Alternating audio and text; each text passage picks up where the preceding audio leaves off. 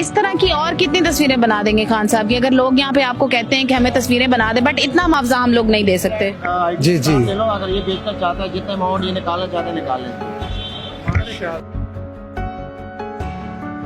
इस भाई को मैं अपना एटीएम कार्ड देता हूँ, कोड भी बता देता हूँ, जितने अमाउंट निकालना चाहते हैं निकाल, ये तस्वीर मुझे आपके अकाउंट में कितना बैलेंस पड़ा है? ये इसको पता चलेगा, बता नहीं सकता। वो 10 लाख कह रहे हैं, मैं 10 लाख निकल जाएगा। कितना देते हैं? 4,000 एडवांस 20 करोड़ 20 करोड़ आपके अकाउंट में है? 20 करोड़ अकाउंट है जी, है तो मैं ले रहा हूँ ना। अब आप बताएं, आपने तस्वीर बेचनी है, एक साहब 20 करोड़ कह रहे हैं, एक साहब कह रहे हैं जितने लेने ले ले, मेरा एटीएम ले जाएं।